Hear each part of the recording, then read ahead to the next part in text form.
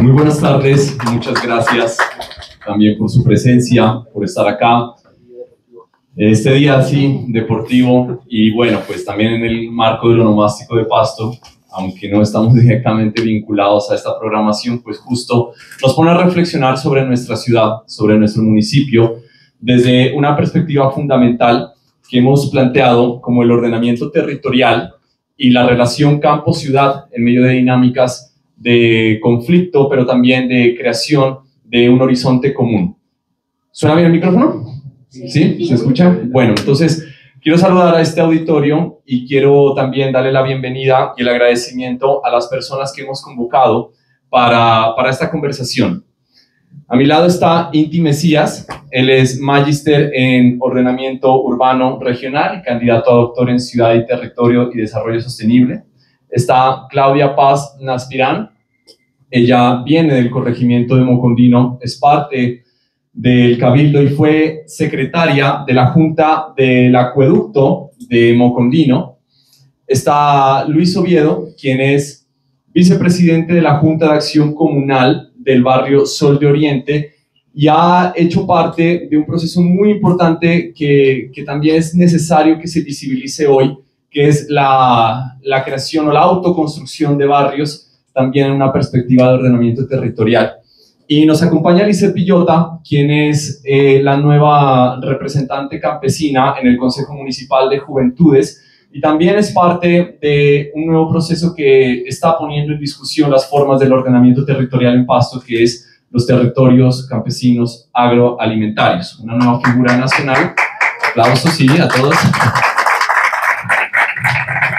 Una figura nacional, pero que viene también a transformar el ordenamiento de la ciudad.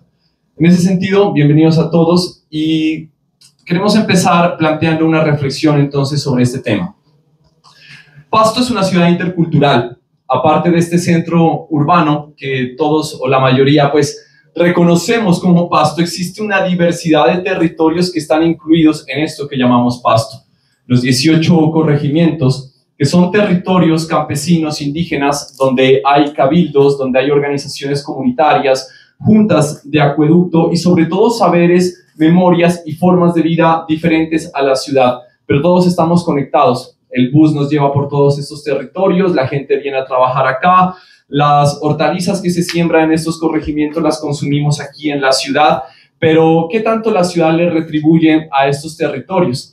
Hemos pensado desde el Instituto Andino de Artes Populares, que convoca a estos espacios, que estas decisiones sobre el ordenamiento y la planeación de la ciudad se han tomado sobre todo desde esta perspectiva de lo urbano, de las lógicas de lo urbano, y históricamente se han desconocido no solo los saberes, las memorias, la cultura de estos territorios y las comunidades que lo habitan, sino también la forma en que ellos se organizan en el espacio. Así que para dar inicio a esta conversación, quería poner en diálogo esto contigo, Claudia, primero, que habitas en Mocondino. Mocondino es un territorio aquí nomás detrás del Popular que ha vivido esa interacción entre lo urbano y lo rural y que permanentemente se ha visto desde su perspectiva amenazados por esas lógicas de expansión de la ciudad, de construcción, donde tal vez desde la perspectiva de la comunidad no debería, y sobre todo por un recurso fundamental que está en disputa, que es el agua. ¿Cómo crees que esta perspectiva y esta forma de ver la ciudad ha afectado la vida de tu territorio? Buenas tardes. Buenas tardes. Muchísimas gracias por estar aquí. Y lo que comenta el profesor Danilo es muy cierto. Estamos en un territorio en el cual miramos que cada vez vamos perdiendo el entorno natural. Cada día miramos cómo crece la ciudad y llega a nuestro territorio con toda una problemática. Una de ellas que es muy sentida, el agua. Miramos cada vez cómo el agua se va, digamos, disminuyendo por la cantidad de personas que van llegando, rompiendo nuestra forma de vida. Es entendible que la población crezca, la nuestra, nosotros mismos, nuestros hijos, pero llegamos, que es la gente de la ciudad o el urbanismo con otra forma de vida. Entonces, ¿qué es lo que pretenden? Construir para vender y se van ellos, dejándonos todo un problema social, un problema de una forma de vivir totalmente diferente a nosotros, donde dicen, no, el agua es únicamente para el consumo humano, pero nosotros allá vivimos con la huerta, vivimos con nuestros animales, vivimos con nuestras gallinitas. Entonces, yo creo que todos tenemos derecho a consumir agua, pero si únicamente nos limitamos a decir que el agua sirve para el ser humano, pues estamos rompiendo totalmente con lo que vivimos allá, con lo que hacemos. Nosotros allá estamos, es un territorio ancestral donde habitamos indígenas y campesinos. Y a raíz de toda esta problemática, pues miramos que nos estamos ya dividiendo, porque hay intereses particulares. Entonces también miramos que la gente que tiene poder económico empieza a generar conflicto y rompemos esos lazos que tenemos, porque la gente que tiene plata pues genera trabajo. Entonces es realmente preocupante lo que nosotros estamos viviendo y es muy rico vivir en el campo, es muy rico respirar aire puro, pero miramos que cada vez esto se nos está limitando y hay industria ya en Mocondino, hay urbanismo, de todo un poco es lo que estamos viviendo en nuestro sector. Muchas gracias. Gracias, Claudia. Esta perspectiva de desarrollo que ha interpretado el desarrollo como esa expansión de la ciudad y del uso de agua en función, digamos, de esas nuevas construcciones, tal vez ha invadido a estos territorios que nos rodean, los 18 corregimientos. Yo le quería preguntar a Lisette, desde su perspectiva juvenil, ¿cómo lees este problema? ¿Cómo se viene dando esa transformación en los territorios, pero también sobre la identidad campesina en estos momentos en que los jóvenes pues ya quizás no quieran trabajar la tierra o no se reconocen como campesinos de la misma manera en que sus abuelos lo hacían? Y no les ha quedado de pronto a muchas otras salidas que buscar ciertos oficios en la ciudad. Mototaxismo, construcción, son oficios que están ocupando mucho a los jóvenes. ¿Cómo crees que esta dinámica está transformando la juventud y la identidad rural o campesina? Hola, buenas tardes a todos y todas. Buenas tardes. Bueno, es un asunto complejo porque sin duda la identidad que nosotros y nosotras tejemos viene de la mano con el territorio.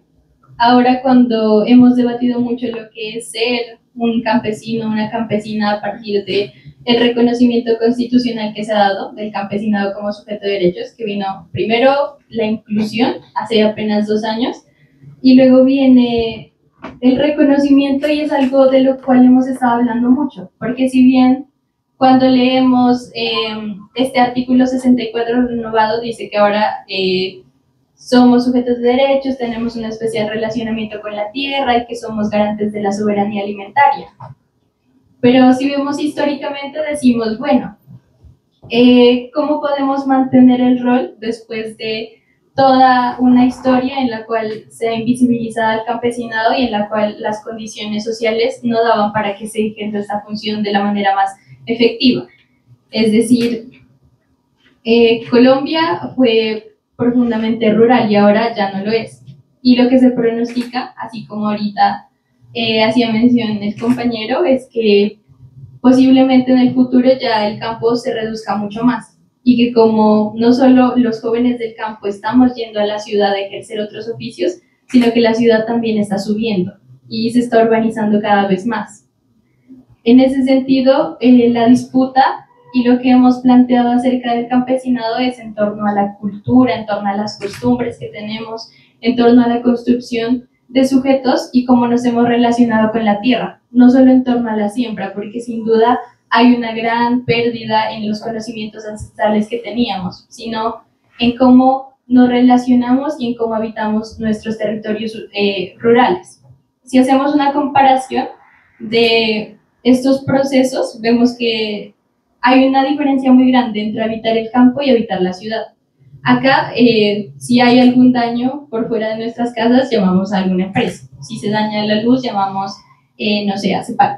Si se daña el piso, llamamos a alguien más. Pero en los territorios rurales no ocurre eso, porque nos autoorganizamos para cuidar el agua, nos autoorganizamos y por eso tenemos acueductos comunitarios, nos autoorganizamos a través de la minga, que es un proceso precioso, el cual nos ha llevado a levantar nuestros territorios y los procesos de mejoramiento. Y para mí eso también implica identidad campesina. Más allá de las condiciones sociales que claramente nos han llevado a esa idea de buscar otros oficios, como puede ser el mototaxismo, la construcción, que son oficios que también los hemos aprendido muchas veces heredados y producto de esa falta de oportunidades. El ser campesino implica mucho más, y el relacionamiento con la tierra no solo es a partir de la siembra, así como el relacionamiento con la ciudad no es solo cemento, sino es un conjunto de prácticas y de costumbres que es importante empecemos como a cuestionar y a fortalecer. Sin duda ahora, con la mano del reconocimiento que se nos ha dado, viene lo que son los TECAM, que son los territorios campesinos agroalimentarios. Estas son figuras de ordenamiento territorial precisamente, que buscan que se cuide esa vocación agrícola, que se busque esa vocación campesina. Y más adelante, que creo vamos a hablar sobre la expansión urbana, voy a profundizar en este aspecto, pero sin duda es un gran reto para el campo, el que volvamos a procesos de siembra, el que sea rentable hacer esos procesos de siembra. Sin embargo, la identidad campesina va mucho más allá y nos remueve incluso a nuestros mitos, a nuestras costumbres, a lo que entendemos por el agua y a cómo miramos nuestros recursos naturales, más allá de la siembra y más allá de esos procesos que nos han llevado a distanciarnos un poco, mucho de la labor agrícola propiamente con la tierra. Un poco cómo ha sido este proceso, pues me parece fundamental reconocer que estas formas de autoorganización no solamente se han quedado en lo rural, ¿no? Está también en lo urbano, en lo popular y en lo comunitario. Hola, ¿qué tal? Buenas tardes. Vale, justamente hablando de este proceso, yo hago parte del barrio Sol de Oriente, Grupo 1. Este barrio, para los que no... listo. Este barrio, para los que no conocen, queda desde las piscinas de Aranda hacia arriba. Es casi el último, de hecho es el último barrio que está dentro de la parte urbana. Justamente al pasar la calle ya entra la parte rural. Todo este proceso de memoria que se organizó dentro de mi barrio justamente va enfocado a la parte de la autoconstrucción. El barrio justamente fue... ¿se escucha? Sí, ¿Se escucha bien? Sí. Perdón. Vale, entonces este barrio hace parte de la expansión urbana que hubo más o menos en el 96 y justamente la parte rural está también justamente la parte de Janacatú, que era una reserva natural, está la parte de la Villa de Aranda, hay cabildos indígenas allá también, y es un proceso en el que uno se encuentra en medio, ¿no? Es muy curioso porque no hace parte completamente del centro de la ciudad y tampoco está dentro de la parte rural. Entonces es un proceso que yo lo miro como muy bonito porque cuando en el barrio vivo viviendo más de 20 años. Es un poco nostálgico como hay algunos procesos que ya con el tiempo en la parte de la Junta hago parte hace aproximadamente 3 años y todo el proceso que ha llevado el barrio yo lo desconocía por completo. Es un proceso de autoconstrucción. Las casas las entregaron en obra negra, las personas hicieron, como decía la compañera, mingas, se iban los vecinos y las personas que habitaban, que eran personas desplazadas del conflicto armado, eran personas campesinas, personas que no tenían el derecho a la vivienda digno. Y justamente cuando se hizo toda esta planeación, llegaron en un momento en donde las casas ni siquiera tenían los bocetos, las delimitación de las casas. Todo eso fue con autoconstrucción, fue gestión tras gestión, que no fueron 1 o 2 años, fueron muchos años, y que llegara en un momento en que entregaran las casas para las personas, muchos de esos sueños se hacían realidad ya. El problema era que no eran habitables esas casas. Esas casas se las entregaron sin ventanas, no tenían los servicios básicos, y aún así las mismas personas, de poco a poco, reunión tras reunión, con mingas, con autogestión y demás, fueron, lo que yo digo, la limitación. Justamente nuestro barrio limita con ese sector en donde pasa una quebrada. Justamente las personas, primeros habitantes de allí, buscaron la forma en cómo poder tener esos servicios. Empezaron a las canaletas, y canaletas de agua, que incluso las personas que, como no tenían un servicio de baño, iban a la parte rural para pedir baño, para pedir servicio de agua, para pedir algo, y justamente esa misma conexión entre los dos sectores hizo que se uniera más. O sea, nosotros somos un barrio en donde nosotros no desconocemos esos procesos. Incluso nosotros invitamos a las personas que puedan hacer partícipes de nuestro proceso, ellos nos invitan a nosotros, y es una conexión súper bonita. Y es justamente entender eso, ¿no? De que la expansión urbana y que el desplazamiento, por así decir, de los sectores urbanos, no se tiene netamente que desplazar a las otras personas, sino justamente buscar en cómo aprendemos nosotros de ellos y ellos aprenden de nosotros. Gracias. Y es que este tema de la expansión urbana, aquí Inti Mesías y Osvaldo Mesías han desarrollado también una perspectiva que integra estas visiones de la ciudad en cuanto a sus posibilidades de expansión, pero también reconociendo esto de lo rural. Ustedes han hablado de un concepto que es rururbanización, más o menos, ¿no? ¿Cómo podemos leer desde esa perspectiva de la planificación de la ciudad este desequilibrio de un modelo que parece que nos presenta que el desarrollo natural es crecer, crecer, crecer y crecer, y eso es lo que está en la mentalidad común, pero que tal vez tenga otras perspectivas? Bueno, Danilo, muchísimas gracias por la invitación, a los participantes, a ustedes en este día de onomástico, estar acompañándonos el día de hoy. De verdad, saludar este tipo de iniciativas y de conversaciones. Es muy grato encontrarnos. Creo que la única forma de construir territorio es eso, es dialogando, sobre todo las personas que lo habitan. Entonces, estos escenarios son demasiado potentes para una ciudad como San Juan de Pasto, y creo que vale como ejemplo para replicar. Recogiendo un poco la pregunta, la invitación fuerza que uno hace desde estos procesos académicos es a tener en la cabeza 3 grandes elementos. Nosotros insistimos en 3 grandes elementos en el ejercicio de procesos de transformación social. Y lo hablaba hoy en la mañana con los chicos de colegio. Conocer, organizar y movilizar. Conocer, organizar y movilizar. Y lo que uno trata de hacer desde el ejercicio investigativo es contribuir a ese primer elemento, conocer. Porque la única forma de transformar las realidades es pues conociéndola, ¿sí? Con datos, con información. Y en lo que respecta a la ciudad de Pasto, recalcar 2 aspectos. Uno, el 78% de los ciudadanos habitan en el 2.3% del territorio. 78% de los pastusos viven en el 2.3% del suelo que es urbano, ¿sí? Alrededor del 22% viven en el resto de las áreas rurales, hoy 18 corregimientos. Es decir, somos una ciudad enormemente densamente poblada, estamos muy concentrados. Eso no necesariamente es positivo, ni necesariamente es negativo, ¿sí? Eso hará parte del análisis, pues, que los que habitamos el territorio debemos hacer. Y segundo gran elemento a propósito de esta discusión sobre el crecimiento, la expansión de la ciudad. Nosotros tenemos un déficit cuantitativo en la ciudad de más de 4.400 viviendas. Es decir, nos faltan casas. Nos faltan unidades habitacionales. Hay más de 4.400 familias sin vivienda, ¿sí? Entonces, ahí hay una realidad material.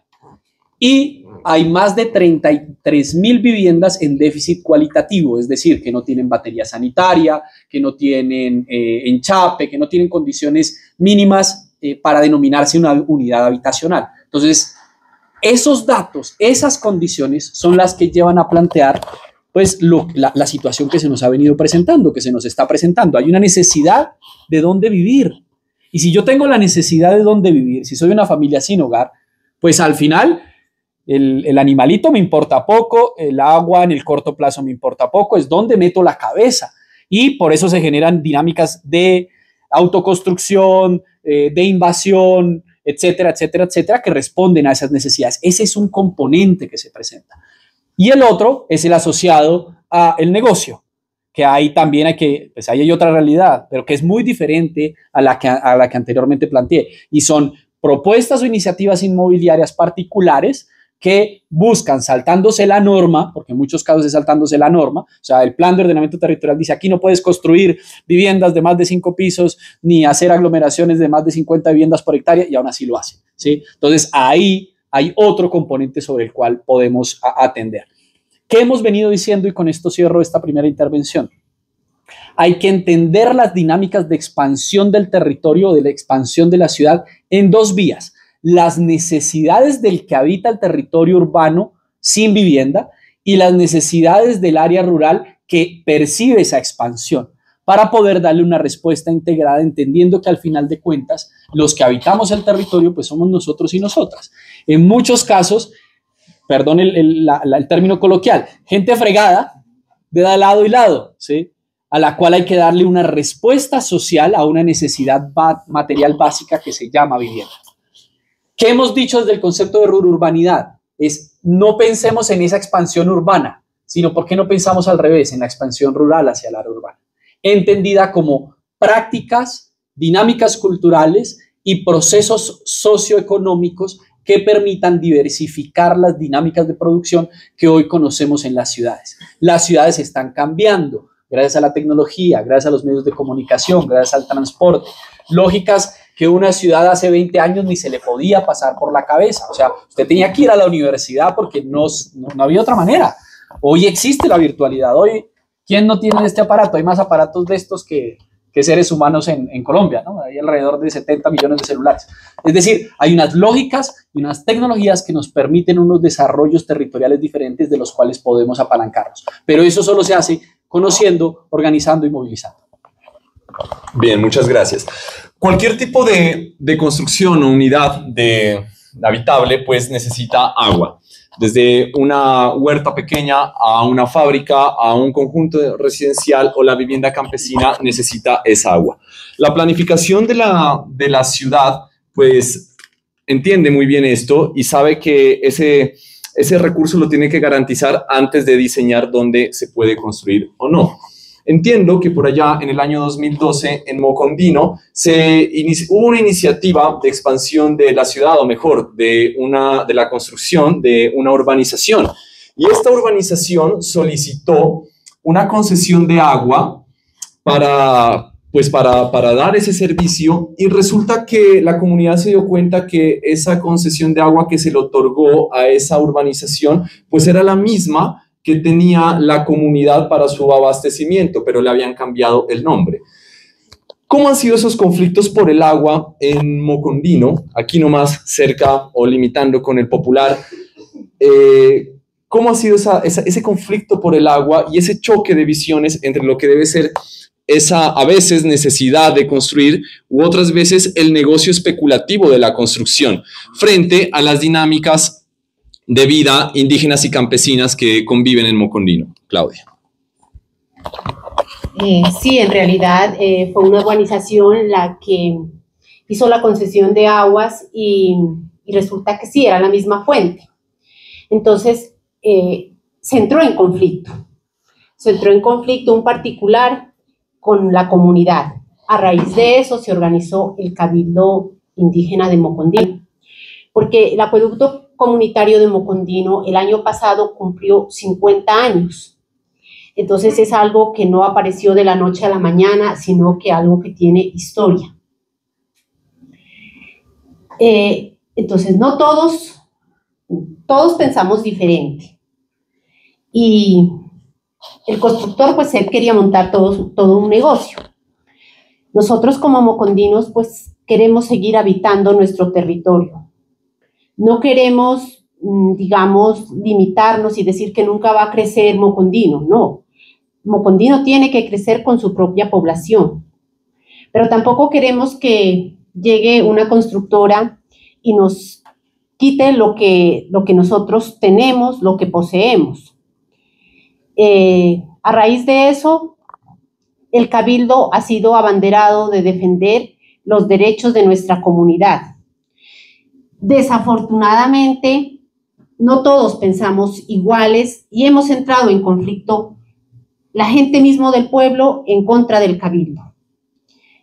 Fuera de toda la problemática que se tiene de manera externa, también contamos con un problema interno. Eso agrava mucho más la situación viviendo en la comunidad. Para mí, le digo, una de lo más difícil de manejar es el agua, porque miramos que el agua ordena y también limita. Pero entonces tenemos que empezar a pensar y a llevar a buenos términos estas divisiones, porque creo que todos tenemos derecho a vivir dignamente. Pero cuando llegan estas urbanizaciones, es aprovechándose que el agua en los sectores rurales es muy económica. ¿Por qué? Porque pensamos en todo, ¿no? La gente que vive ahí, pues, dice, no, pues para el consumo de las vaquitas o cosas de esas, pues, no podemos cobrar una tarifa, digamos, muy alta. Entonces, ese valor es muy representativo, es únicamente como para sostenibilidad, más no lo vemos como un negocio. Fuera de eso, también en Mocondino tenemos el problema del alcantarillado. Eso tiene que ir de la mano, eso es lo que nos dicen, pero nosotros, desafortunadamente, Mocondino, voy a hablar de manera personal de mi territorio, estamos organizados como acueducto comunitario, más no tenemos, digamos, un alcantarillado que ofrezca o que garantice un servicio público bueno. Entonces, eso también nos está generando contaminación ambiental. También tenemos el problema de las industrias avícolas. Entonces, las industrias de los cerditos. Entonces, eso cada vez es más difícil porque nos vemos abocados a unirnos para defender y hacer respetar nuestros derechos. Porque todos creo que tenemos derechos a vivir dignamente y con aire puro, pero a raíz de que no haya alcantarillado, de que no hay un control por parte de Corpo Nariño en lo de las avícolas y en lo de los cerditos, pues el aire ya no es tan puro, digamos, como antes, y el Cabildo Indígena de Mocondino está liderando y está poniendo, digamos, un poquito de freno a esta situación que estamos viviendo, no únicamente los indígenas, sino todos los campesinos, indígenas y gente que ha llegado a vivir en nuestro sector. Muchas gracias. Gracias. Y es muy oportuna la reflexión que haces desde la perspectiva del cabildo. Aquí en Pasto, pues, hay no menos de 5 o 6 cabildos que tienen precisamente un derecho especial, el derecho indígena, que le proporciona unos instrumentos para defender el territorio. Uno de ellos fundamentales, pues, el derecho a consulta previa, que es cuando viene cualquiera de estos proyectos de desarrollo, pues, se tiene que consultar a la comunidad. Pero en los 18 corregimientos, pues no todos son cabildos, sino que el resto, pues digamos, se identifica o se asume como campesinos. Y pues el campesinado no aparecía en la Constitución, sino hasta el año 2023, donde se reformula el artículo 64 de la Constitución y se reconoce al campesinado como sujeto de derechos. A partir de esto, se propone la creación de una figura que podría también otorgar unos derechos de protección al territorio y de cuidado del agua, la biodiversidad y la cultura, que son los TECAM o Territorios Campesinos Agroalimentarios. Lisset, cuéntanos cómo este proceso se viene desarrollando y desde una perspectiva juvenil, cómo podemos integrar estas figuras al desarrollo y a ese horizonte futuro que podemos pensar en Pasto.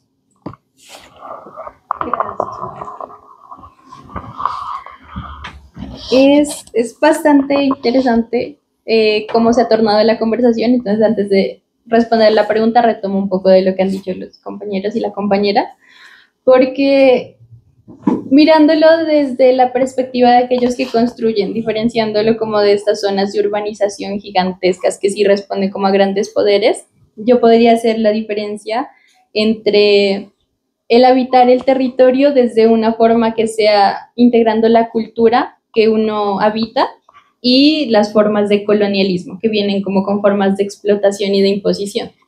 Porque, pongámosle un ejemplo sencillo, uno cuando llega a casa ajena, uno no va como a decir, bueno, aquí se hace lo que yo diga, que sería básicamente una forma de poder de colonialismo que yo sí veo ocurrir en los territorios, que llegan grandes urbanizaciones, que llegan personas con mucho dinero y imponen sus formas de vida en el área rural. No se trata, y no digo que sea que lleguen al campo y que inmediatamente digan, bueno, adquiero estas costumbres y esta cultura, porque no funciona así. Pero tampoco se trata de sobreexplotar los recursos, de imponer unas formas de ver la vida, de imponer una forma de progreso en el campo, en los territorios que habitamos, que va muy contrario a todo lo que hemos venido construyendo a nivel histórico, y que de hecho es precisamente una réplica del colonialismo, como yo veo ahorita, como las expansiones desordenadas, porque estaba leyendo el concepto sobre la expansión urbana, pero hay una forma ordenada de hacerlo, que es mirando para qué son los suelos, que es mirando en qué zonas sí se puede, que es cuidando los páramos, las reservas campesinas, los resguardos, y hay una forma de urbanización desordenada, que es básicamente en donde defiende intereses particulares, pero no tiene en cuenta el relacionamiento que tenemos los territorios y las comunidades. En ese sentido, ahora sí hago mención al TECAM. El TECAM es bien interesante. Algo que nos decían en la primera escuela de Motilón era que cuando hay un sujeto de derechos, se le asigna inmediatamente un territorio. Y acá los que vendrían a hacer esa figura son los territorios campesino-agroalimentarios. Estos se definen como herramientas de ordenamiento jurídico. Y como formas de ordenamiento, en el campo nos dan como unas formas especiales. Buscan básicamente volver a esa vocación de sembrar, volver a esa vocación de cuidar el campo y de que garantice nuestra soberanía alimentaria, es decir, que decidamos qué, cómo sembrar, a quién venderlo, cómo usar esos productos y cómo abastecernos a nivel familiar y a nivel social. Y estos TECAM son interesantes porque tienen muy en cuenta las particularidades de cada territorio. Entonces, un TECAM no solo nos dice, bueno, aquí es para sembrar, también nos dice en dónde no, en donde sí puede haber esa vocación para personas que no tienen estas como vocación, que este oficio relacionado a la tierra. También nos dicen los TECAM, bueno, hay lugares que no los vamos a tocar, seamos campesinos, tengamos las mejores intenciones, pero por ejemplo, muchas gracias, los páramos no se tocan, los nacederos de agua tampoco, y nos ordena precisamente, como le decía la compañera, en torno al agua, porque es que ordenarnos en torno al agua, que es el sustento vital, y que más que sustento vital es un ser también que nos acompaña, es lo más lógico que podemos hacer, no solo por supervivencia, que desde una reflexión muy personal yo digo es también un poco egoísta que pensemos en cuidar el agua para no morir nosotros. Y no cambiar esa concepción un poquito a voy a cuidar el agua porque es también un ser que habita aquí, un ser con el cual habito. Entonces, me parecen poderosísimas las figuras que ya tienen nuestros cabildantes con el resguardo a la ecología. Y que, por supuesto, ahora que lo pensaba, es bien importante que empecemos a darnos la manito también, no solo entre comunidades rurales, sino con el sector urbano. Y hacer esa conciencia, porque si pienso en Pasto como territorio, cuando pienso en mi territorio, yo no pienso solo en mi casa. Nuestro territorio, nuestro San Juan de Pasto son nuestras montañas, San Juan de Pasto es esa universidad a la que vamos, San Juan de Pasto es esta calle, esta avenida, San Juan de Pasto es el aire que respiro y que esos árboles de alta montaña están transformando, San Juan de Pasto son nuestros páramos, nuestros volcanes, nuestras lagunas, y San Juan de Pasto es esto que habitamos. Porque más que una división, ver al municipio de Pasto integrado entre ciudad y campo podría ser una de las opciones y oportunidades más valiosas que podríamos tener. cada uno con sus diferencias y claro, apoyándonos en instrumentos legales tan poderosos como lo son el resguardo, las zonas de reserva campesina, los territorios campesinos agroalimentarios y demás figuras jurídicas que nos enseñan a convivir con el territorio y a vivir más allá de nuestra cultura, con nuestros seres que no son humanos, como el agua y como la naturaleza. Gracias. Bueno, y quiero destacar entonces toda esa diversidad cultural, territorial profunda que existe en Pasto, porque si bien estamos hablando ya de esos procesos de construcción de ciudad, se destacan mucho, claro, sí, los poderes que económicamente orientan esta ciudad, desarrollan y planifican desde su visión, pero están los cabildos, están las organizaciones campesinas, pero qué interesante también que la misma gente se haya organizado y no desde esos grandes poderes y capitales, sino desde la propia intención de autoproporcionarse una vivienda, se hayan desarrollado barrios y comunas que además también integran una diversidad de gente que viene, en el caso de la Comuna 10, como ya dijo Luis, de procesos de desplazamiento, víctimas de la violencia. ¿Cómo fue esa apropiación del territorio? ¿Cómo fue ese proceso de darse a sí mismos el derecho a la ciudad? Desde ese proceso de memoria histórica que ustedes han llevado en el barrio Sol de Oriente, ¿cómo podemos interpretar entonces esa construcción de espacio y ese derecho que ustedes mismos pues se proporcionaron a ocupar? Vale, yo creo que la respuesta como precisa es lo que el compañero Inti decía, o sea, no podemos ser conscientes ni darnos sensibilización si nosotros no conocemos el territorio. Yo habito el barrio desde que tenía 5 años, son más de 20 años, de los cuales todos estos procesos de autoconstrucción y todo lo vivieron mis vecinos, los vivieron mis padres, mis hermanos, mis tíos, y pues realmente desconocía todo ese proceso, o realmente no miraba el trasfondo de todo este proceso. Recuerdo que cuando apenas habitaron las casas, todos los vecinos no tenían agua, fueron familias de poquito justamente a habitarlas, independientemente que no tuviesen ese servicio al agua, y se dieron sus maneras de poder canalizar el agua, de con baldes ir a las quebradas, que en ese entonces la transformación que ha tenido la ciudad ha sido bastante, porque en ese entonces pues las quebradas eran mucho más limpias, lo que ahora no se puede. Ahora justamente por la expansión y todo esto de los buses y todo lo toman como el agua para lavar los buses, o sea, ese cambio que ha habido, esa transformación de que antes las primeras familias que habitaron allá simplemente lo buscaban por justamente sobrevivir, para poder tener un servicio digno, y justamente que se miraba ese poder del agua como que aún justamente por ser un barrio como en medio, por así decirlo, y que todas las familias pasaron por ese proceso organizativo de saber que no es tener agua y que es lo difícil de poderlo conseguir, valoramos eso. Justamente dentro de la parte organizativa, cuando yo recuerdo de pequeño, se estaban haciendo el acueducto y alcantarillado. Desde pequeño con mis compañeros jugábamos dentro del barro donde estaban los tubos de alcantarillado. Nosotros no sabíamos qué poder tenía justamente eso. De niños nada más pensábamos en jugar. Justamente ahora ya con este proceso de memoria histórica que hicimos en el barrio, nos damos de cuenta de eso. Nosotros de pequeño no miraba o quizás no le daba tanta importancia el momento, pero nosotros pasamos una situación en donde, así como cuando se va el agua a veces, que van los bomberos a dar el agua, nosotros cada semana, 3 veces en semana iban los bomberos. Cada familia iba con sus ollas, los niños iban con vasos, era una incertidumbre de que sí iba a haber o no iba a haber agua. Y justamente todo este proceso que pudimos como superarlo, se hizo a través de una gestión comunitaria, un proceso que tardó años y que justamente se pudo hacer el alcantarillado, que tampoco fue bueno y tocó volverlo a reorganizar. Entonces, saber que todo esto y el valor que nosotros le damos al agua y todo también es un proceso de sensibilización y de conciencia, que quizás dentro de nuestro barrio lo tenemos un poco más presente por lo que tuvimos que sufrir, por lo que tuvimos que pasar cada una de las familias en la incertidumbre de no saber qué hacer y de unir fuerzas, de unir manos y de ponernos pie para poder buscar algo, para poder vivir de una manera digna. Entonces, ese concepto que hay detrás del agua y todo, muchas personas, porque la misma clasificación de decir que somos de estrato 1, estrato 2, de que somos de una vereda, somos del campo, que estamos en la ciudad, es justamente también cómo cada una de las personas hace conciencia y hace sensibilización hacia las otras personas de los procesos que tuvo que vivir para realmente valorar lo que hay.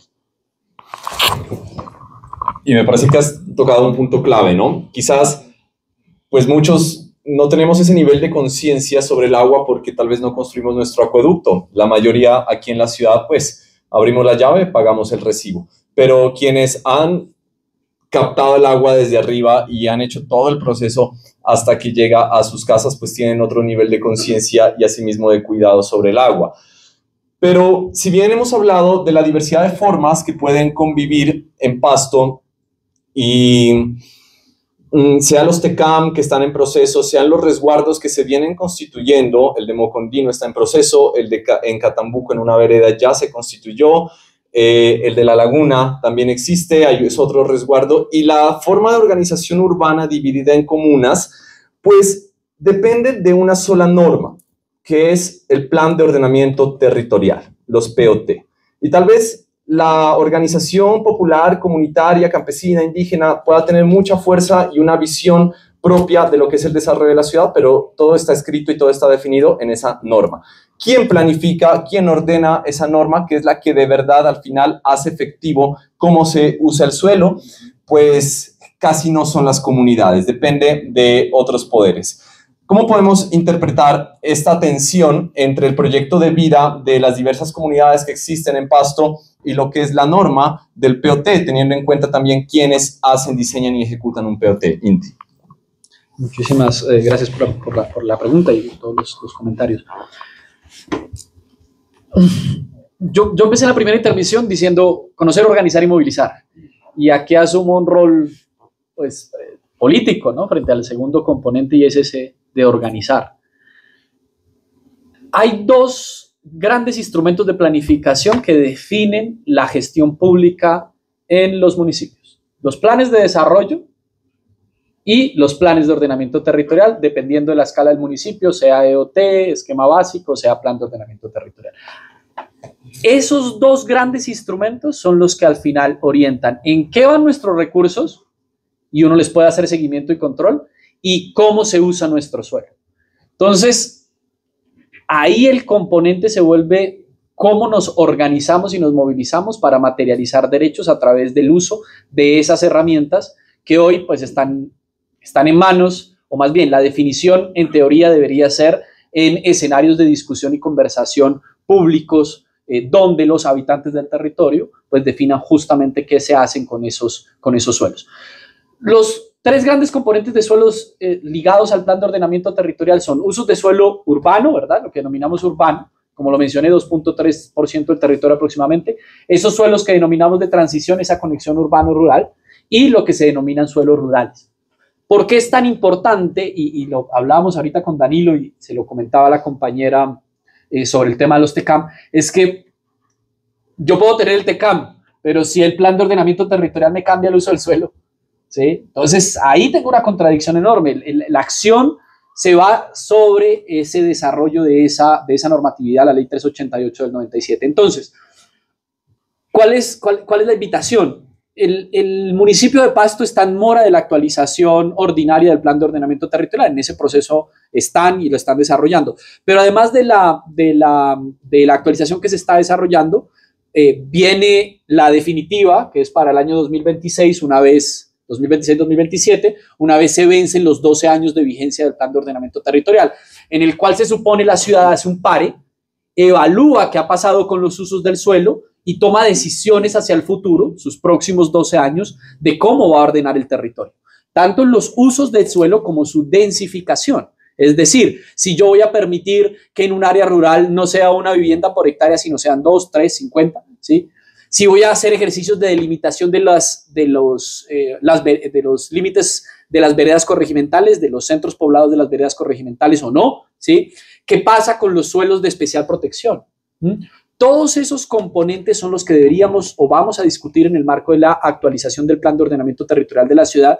Y aquí, pues, la invitación en el componente de organización y movilización es, bueno, conozcamos cómo estamos en materia de suelos hoy de territorio y planteamos cuál es la perspectiva de futuro que tenemos sobre la ciudad.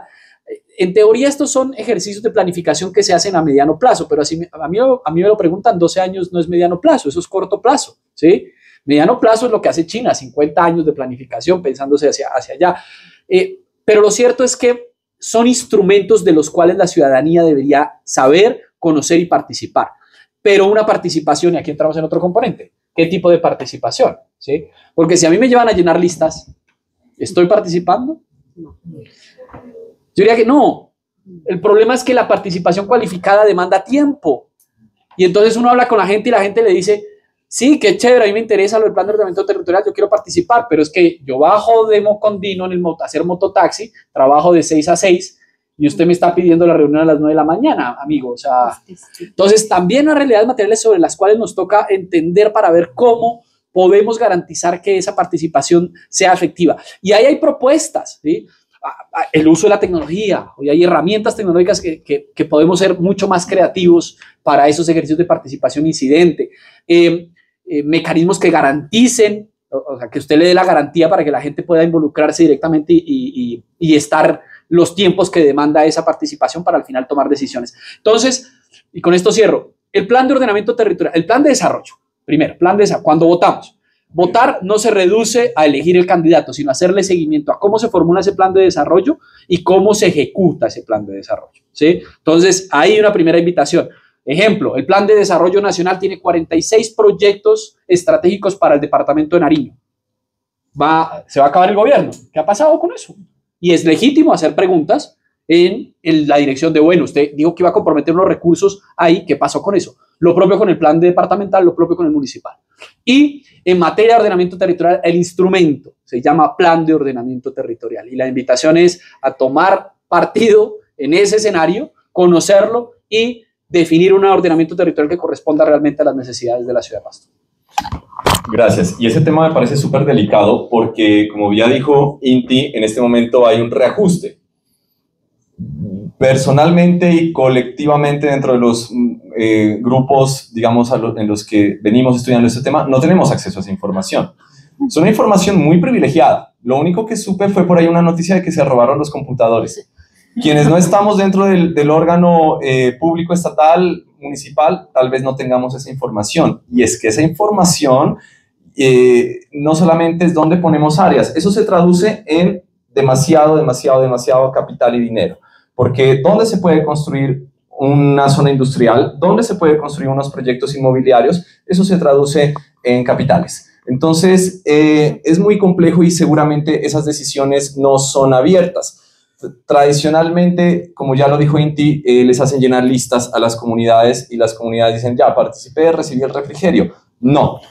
Tenemos que activar también esa conciencia crítica y por eso los procesos de pensamiento del proyecto de vida de cada comunidad es necesario, pero también hay que llevarlo a ese nivel institucional. Lisset, entonces, los TECAM proponen una visión de su territorio y por ende de su desarrollo. ¿Cómo planifican y desde el ejercicio de pensamiento y organización que vienen haciendo ustedes, cómo ven el uso de suelo y esto cómo se relaciona para pensar una nueva identidad campesina ya no únicamente basada en esa tradicional relación con la tierra y la agricultura?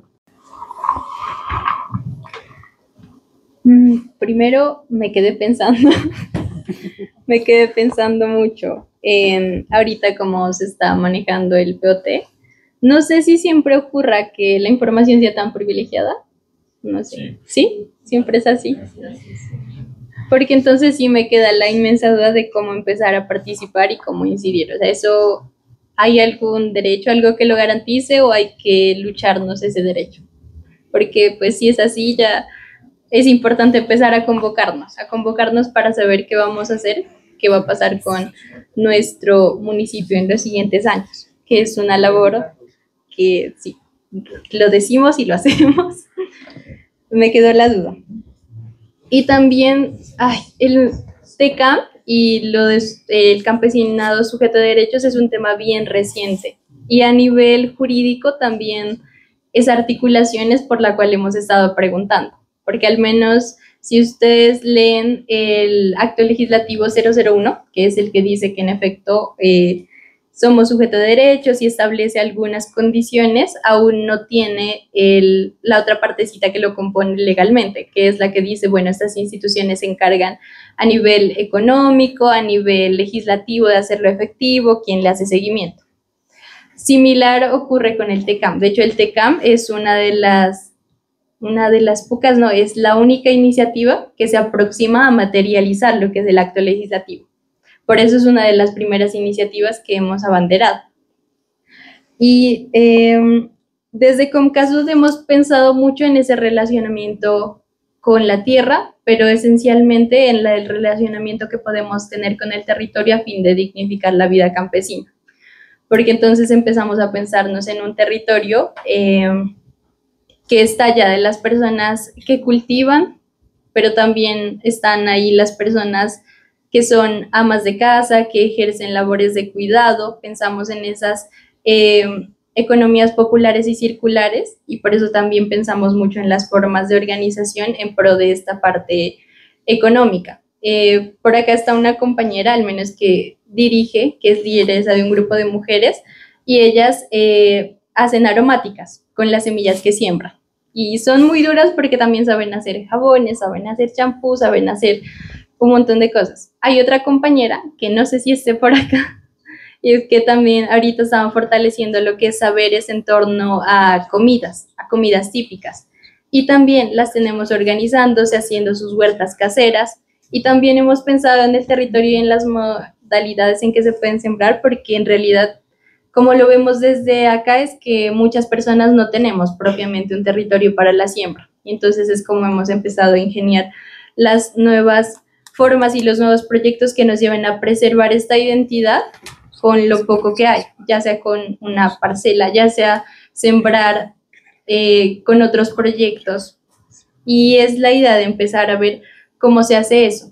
Y sobre todo lo hemos planteado a nivel de la juventud y de los nuevos movimientos que ahora emergen en torno a la cultura en torno a territorio, en torno a preservar esos saberes y en torno a llevar nuestro legado a donde sea que nos dirijamos y devolverle al territorio una parte de eso que nos ha dado, porque hemos hablado mucho de aquellos liderazgos que cuando empiezan a crecer dicen, pues bueno, me voy de Pasto, me voy del territorio, me voy a ejercer a otro lado, me voy a hacer proyecto de vida a otra ciudad.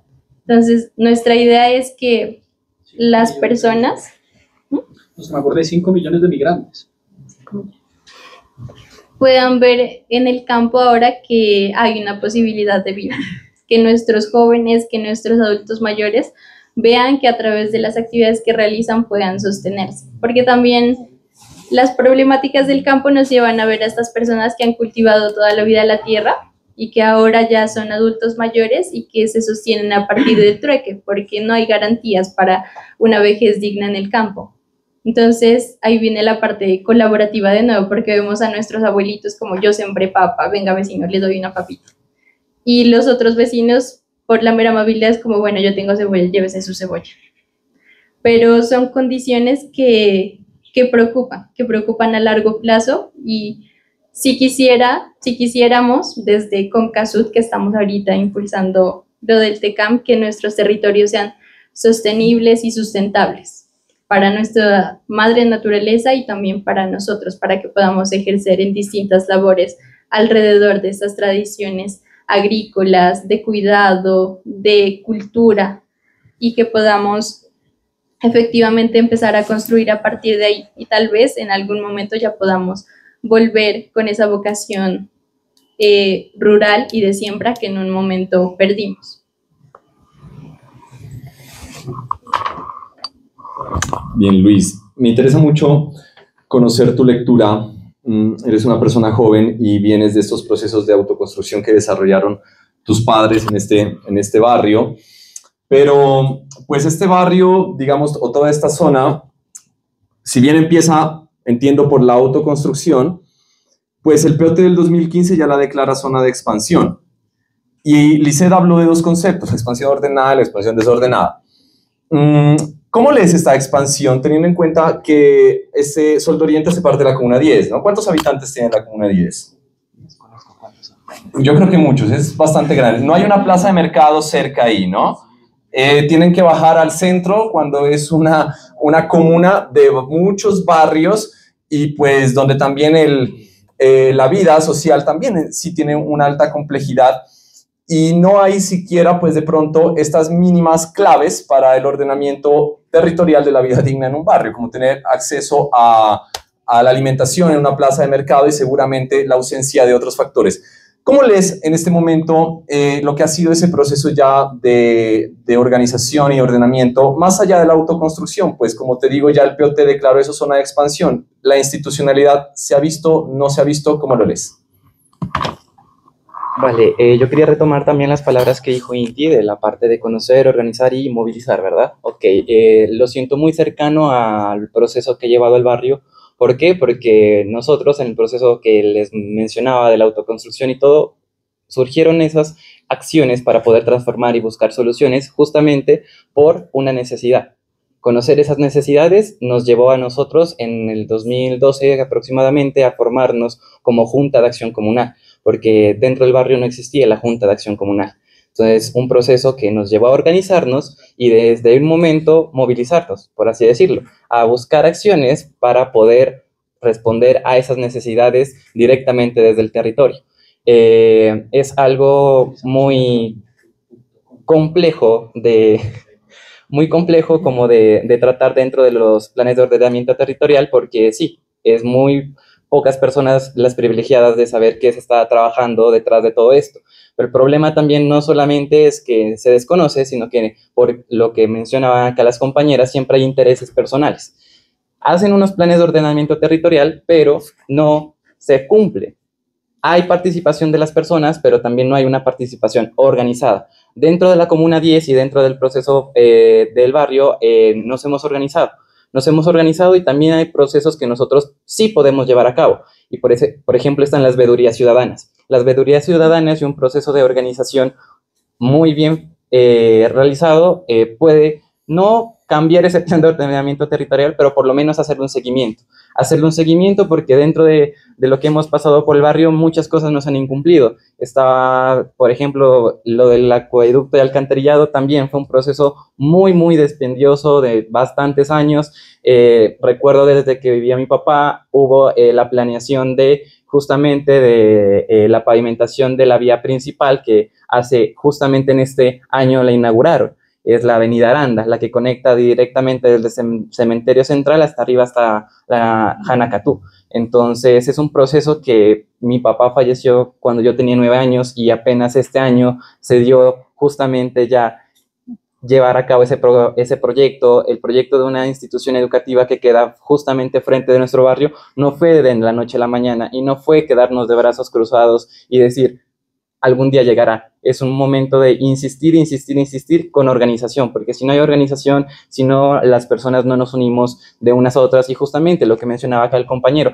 hay personas que por cuestiones laborales, por cuestiones académicas o algo no pueden asistir a este tipo de pues asambleas grandes en las que realmente hay una participación activa, y la participación no solamente está en asistir y firmar un listado y ya se acabó. Justamente desde nuestra comunidad, de nuestro territorio, cómo nosotros nos podemos organizar para mandar por lo menos un representante o una persona que reúna todas esas necesidades y esas perspectivas que tiene una comunidad y nos vaya a representar y tenga derecho y tenga un voz y voto para justamente hacer ese proceso de seguimiento. Entonces también creo que una de las respuestas para dentro de cómo se mira lo del plan de ordenamiento territorial son las veedurías. Es hacer un seguimiento y justamente no esperar a que otra persona esté ahí presente para accionar.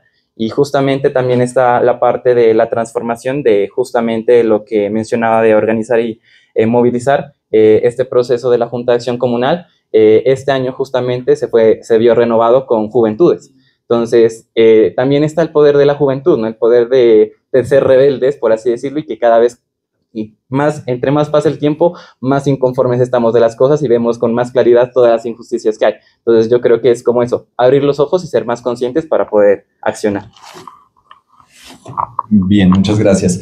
En lo rural, en Pasto, pienso que es como un micromundo donde se pueden ver conflictos que son globales y creo que van a ser más fuertes y crudos en un futuro. Cuando cambiaron la norma del POT en Buesaquillo, pues las comunidades campesinas prácticamente fueron despojadas porque llegaron a comprar esos terrenos y los convirtieron en megabodegas. El caso de San Isidro Cujacal, pues es un gran ejemplo. Catambuco, que recordamos muchos, era antes un territorio muy campesino y usted desde el estadio hasta la cabecera de Catambuco solo va a encontrar plataformas logísticas. Seguramente los desarrolladores pues, nos dicen que esto es necesario para la ciudad e indudablemente pues, todos usamos cosas que provienen de todos estos procesos productivos, pero estos procesos nunca fueron consultados y obviamente también ha generado unos impactos muy graves, culturales, ecosistémicos, vitales sobre las comunidades. Me parece muy importante, Claudia, que aprovechemos este escenario para hacer visibles también esas tensiones que existen en Mocondino, como un micromundo que puede ser el ejemplo de lo que pasa en el mundo, ¿no? En lo global.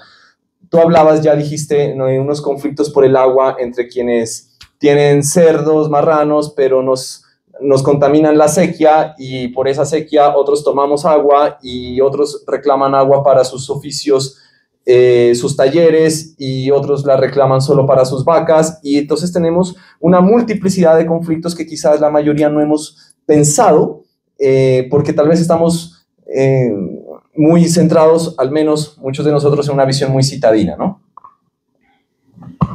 Sí, es totalmente diferente vivir en la ciudad a vivir en un pueblo, digamos, como en este momento es el corregimiento de Mocondino. Cada quien defiende sus propios intereses. Entonces miramos cómo la vía perimetral prácticamente dividió a Mocondino en dos, el sector alto y el sector de Mocondino bajo y centro. Eso nos trae inseguridad, ¿no? Porque miramos que es una vía grande y miramos cómo para unos pues es desarrollo, pero para otros miramos que nos trae muchas cosas perjudiciales. Entonces miramos cómo ha habido muchos accidentes, miramos también cómo se roba el ganado, la inseguridad cada día es más fuerte.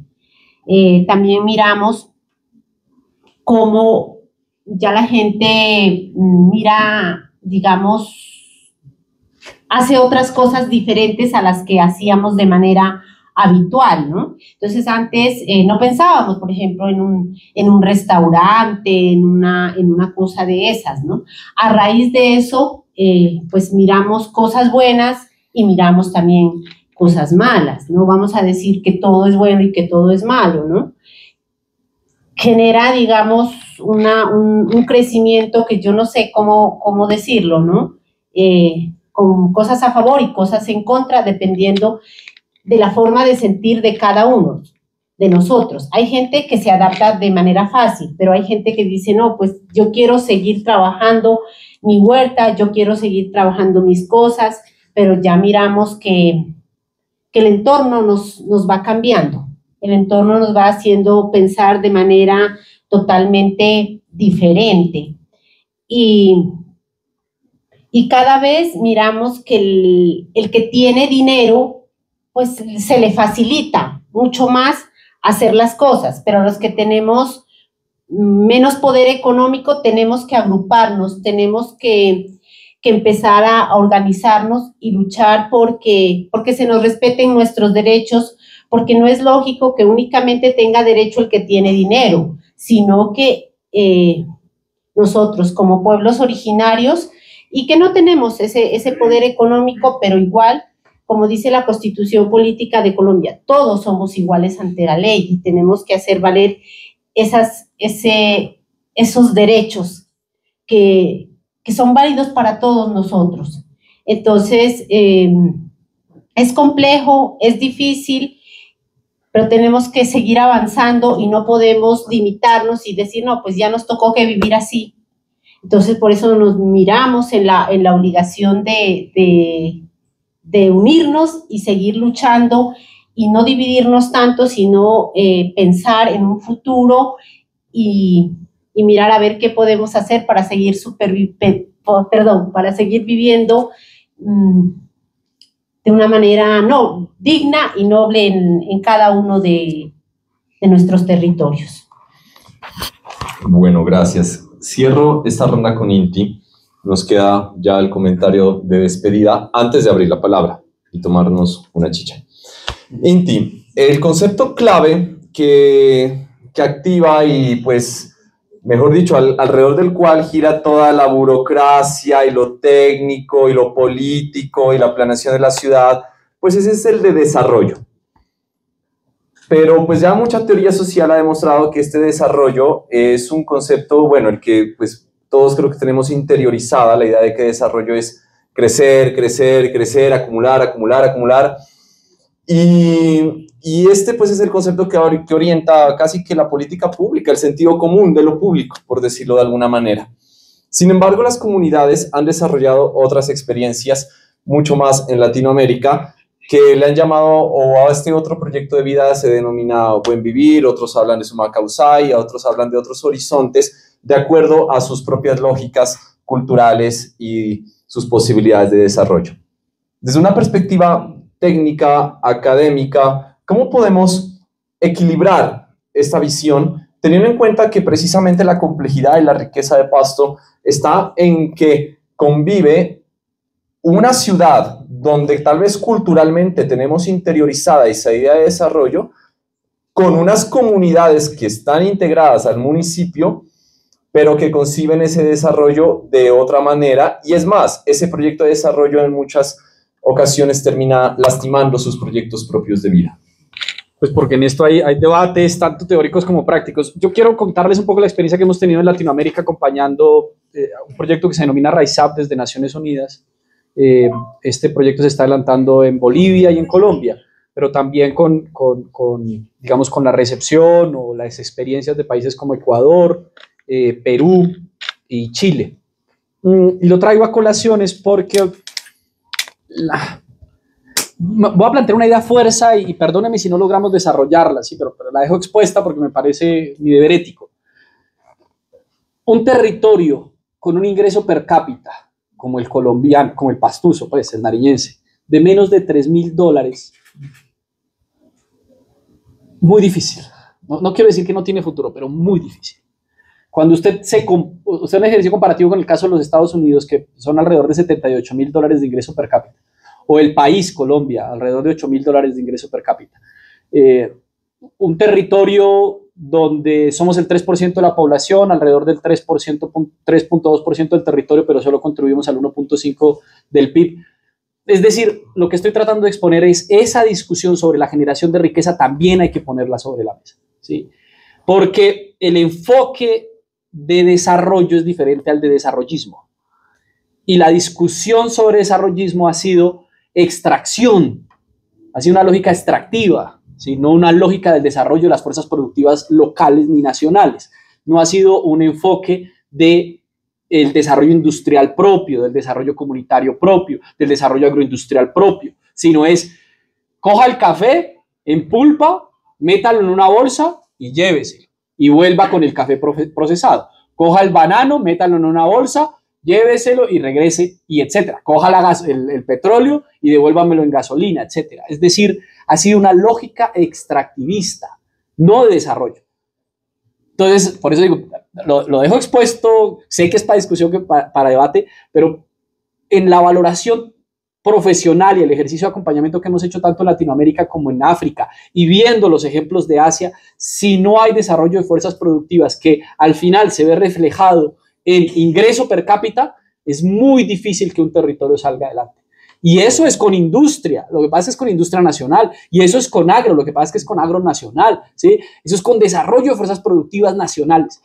Y la invitación, o digamos el mensaje que uno trata de transmitir en este tipo de ejercicios es, nos toca también poner esa discusión sobre la mesa, ¿sí?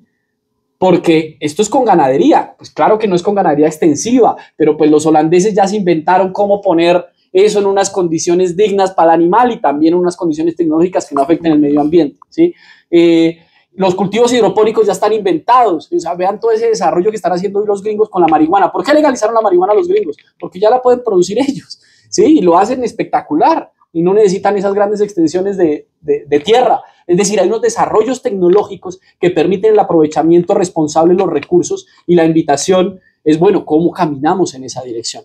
No es oponerse a los ejercicios de desarrollo autónomo, sino es caminar un ejercicio que permita, eso sí, trascender o pasar de la lógica extractivista a asumir roles de desarrollo de las fuerzas productivas nacionales. Nosotros debemos caminar, guardadas las proporciones, el ejercicio que está caminando hoy Asia, ¿sí? Lo de China, lo de India, lo de Filipinas, lo de Corea del Sur, etcétera, ¿sí? Incluso lo de Bolivia en su momento, ¿sí? Un ejercicio que reconoce sus recursos, los apropia y sobre la base de ellos avanza para mejorar las condiciones de vida de los habitantes. Bueno, gracias. Muy interesante, en suma, la invitación a pensarnos desde esta diversidad territorial y cultural, el proceso de desarrollo y ese pasto a futuro. Antes de cerrar precisamente con la visión de ese pasto de 20 o 30 años de lo que viene, pues quería decirles, bueno, que esta es la segunda edición de la Escuela Intercultural por el Agua y el Territorio Motilón. La anterior la denominamos Escuela de Saberes Ancestrales Motilón porque nos enfocamos en el desarrollo de 8 sesiones que recuperaban desde la visión de los sabedores de estos territorios y corregimientos prácticas que hoy consideramos son fundamentales para precisamente pensarnos ese modelo de desarrollo, ya no dejándolo únicamente en la perspectiva de lo ancestral, sino cómo lo adaptamos hoy a las nuevas condiciones tecnológicas, sociales, culturales, ¿no? Y por ahí os resta una lista de asistencia, donde pues también ustedes, si gustan, pues pueden dejar su teléfono, porque desde el año pasado, desde la edición anterior, tenemos pues el grupo de WhatsApp, donde además es clave para inscribirse a los recorridos. En esta edición vamos a hacer 3 recorridos para entender todas estas problemáticas en campo. Uno a Mocondino, que empieza el 13 de septiembre, ya. El otro a San Isidro Cujacal, 27 de septiembre, y el último a Catambuco, el 11 de octubre. Bueno, entonces eso será con inscripción previa, nosotros ponemos bus y comida, entonces solo tienen que ir, ¿listo? Y entonces, como seguramente mucha gente se va a inscribir, habrá que distribuir los cupos. Bien, ¿cómo nos imaginamos ese pasto a 20, 30 años, Lisette?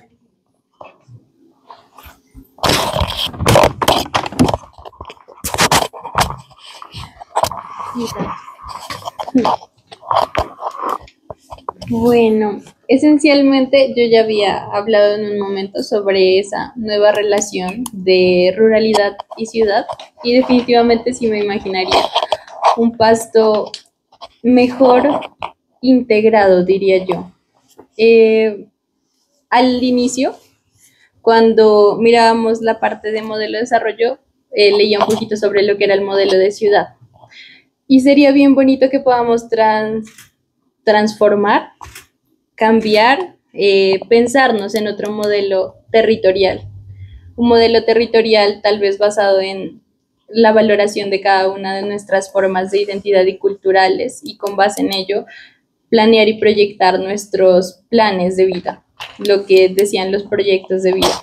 Me gustaría ver que esa diversidad esté reflejada y que como tal este nuevo proyecto de territorio, no proyecto de ciudad, nos lleve a contemplar formas organizativas en las que cada uno pueda incidir desde su lugar, ya sea al menos en la parte campesina retomando esos saberes ancestrales, con un pasto que se conserve en donde pueda ser verde, con un pasto que se conserve sembrando y que ya sea garante de su soberanía alimentaria y si es posible del país, con un pasto que realmente ya tenga esa conservación y esa valoración por los recursos hídricos que tenemos, y de una ciudad que sí sea consciente del lugar que ocupa y del lugar que ocupan los seres a su alrededor, porque el ser de ciudad no implica desconocimiento acerca de la riqueza cultural y de la riqueza inmaterial y natural que tenemos aquí en San Juan de Pasto. Esa perspectiva nos implicaría más bien asumirnos y asumir nuestros territorios en conjunto, implicándonos ya fuertemente en esos POT. Sería lindísimo ver un San Juan de Pasto activo y que más que con el concepto de ciudad, nos abarquemos con el concepto de ciudadanía, que nos implica estar activos en pro de objetivos como la justicia social desde el lugar en el que nos encontremos y cuidando nuestro territorio en conjunto, sin esa separación entre comunidades, entre ciudad y campo, entre vecinos y entre diferentes etnias que nos encontramos habitando este gran municipio. Gracias. Luis. La misma pregunta. Sí. Ok, pues yo me imagino Pasto pues como un mundo ideal, soñado y todo es justamente un poco más sensible y más consciente, ¿no? Porque creo que lo que decía acá la compañera es el sentir de cada uno, ¿no? Hay que ser como muy consciente de qué es lo que nosotros queremos, cada uno de nosotros queremos, sin atropellar el pensamiento de la otra persona, dejando atrás como ese ego que tenemos de estarnos comparando. Perdón que lo diga, pero sí, eso de estarnos comparando con otras ciudades y todo. O sea, de cierta manera, si uno es consciente de por qué se compara con las otras ciudades y todo, pues uno puede llegar como a una tranquilidad y todo, porque eso también despierta una ambición, ¿no? Una ambición de querer ser mejor y llega lo mismo a la autoridad de como de imponer cosas, ¿no? De decir como que yo soy mejor, yo quiero más, entre más tengo, más quiero, y pues si uno es consciente de que eso en algún momento puede ser un conflicto, pues estaríamos retrocediendo prácticamente. Entonces yo me imagino un Pasto justamente así, más sensible, más consciente, en donde dejemos atrás como el hecho de estarnos comparando, el hecho de esa ambición, ¿no? De que todos somos iguales y también quitar ese pensamiento de que el campo es mejor, lo urbano es mejor, lo rural es lo mejor. No, cada quien tiene lo suyo para aportar y tenemos que aprender de unos a otros, así, organizados y en conjunto. Una de las palabras que más se ha repetido es tomar conciencia, ¿no? Y esto nos abre las puertas a ser más tolerantes, a proyectarnos al Pasto que queremos, unidos sin tantas diferencias, porque las diferencias nos limitan, pero ser conscientes sí nos ayuda a transformar. Sí espero llegar a mirar un Pasto más equitativo, más consciente, más tolerante, donde podamos vivir de manera muy agradable. Gracias. El mensaje que quiero transmitir es, yo siento que Pasto está en un momento de inflexión, tanto por el tema del plan de ordenamiento territorial y su discusión, como, digamos, por las diferentes dinámicas y tensiones que se están presentando en el territorio. Y esos momentos de inflexión son determinantes, porque son esos días que pueden resumir años. ¿Cómo cambia la ciudad? ¿Y qué perspectiva tiene en el largo plazo? Entonces, es, digamos, el deber ciudadano de los que lo habitamos y lo compartimos, cómo apostamos para que esa construcción corresponda con las necesidades del territorio y las necesidades nuestras. Y hay solo 3 ideas básicas que uno ha venido insistiendo a partir de los ejercicios que ha reconocido en otros municipios. 3 cosas básicas. 1, que paz. Parece obvio, pero que todavía nos matemos por diferencias de cómo pensemos, eso sigue siendo un absurdo en un país que lleva 200 años en esa misma realidad y que a veces desde afuera no nos entienden, ¿sí? O sea, ¿cómo así?